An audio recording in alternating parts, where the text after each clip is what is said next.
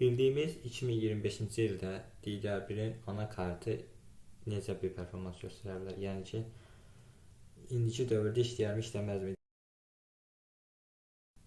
Yəni ilk açıldığında bu söz demişdim, sevincdən, yəni ki, ilk dəfə XP işlədirdim. XP, Windows XP.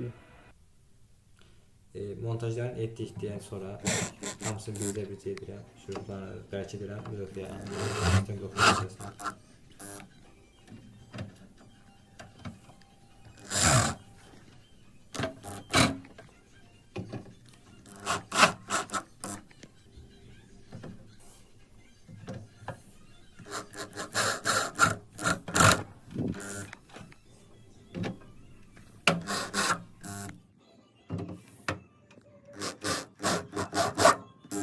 Burada da bir çoğalığımız olur.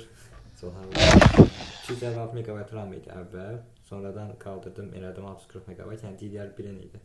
Bildiyimiz kimi də burada 2003-cü ilin bir necə deyim, 2003-cü ilin failidir, dokumenti.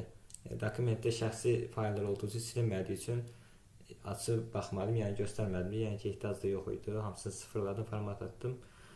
Yenidən Windows 7 qurulumu etdim. Qurulum çünki Windows XP çox əməliyyatlar etmək olmadığı üçün 7 qurdum. Windows 7 professional versiyasını qurdum. Çox xətalar, necə deyim, xətalar, sistem 32-dən 64-dən bütün versiyaları yüklədim. Axırda 32 bit yükləyə bildim. Prosesorda 4 nüvəlidir, 1 nüvəlidir. Intel Pentium CPU 4. 640 MB RAM var. Gördüyünüz kimi XP-də 256 MB idi. Burada 640 MB. Yəni ki, bu bütün sistemləri bir yerə yığdıqdan sonra kasada görünən şüşə olduğu üçün görünən şüşəni əlavə etdim. Yəni RGB işıq əlavə etdim. RGB işıq əlavə edəndə də qəşəng görsən, yəni ki, o kasanın içindəki işıq çölə yansıma verir. Yansıma videoda qəşəng görsənir. Bu da ondan görüntü. Estará loca, loca, loca, loca.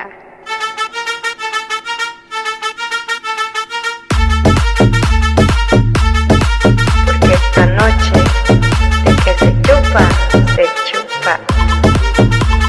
Yüngül işlər, necə deyim, ofis işləri, WordPad-də, yazı işləri falan, Point-də falan da iş etmək olar. Yəni güclü ağır işlərdə, ağır oyunlarda falan da yox, heç bir performans göstərməyi aça da bilmək. Yəni 640 MB RAM-la, Intel Pentium CPU 4 bir nüvəli ilə heç bir iş etmək olmaz. Əlavədə 32 bitdə, 64 bitdə dəstəklənmir həmin prosesor. Yəni ki, yüngül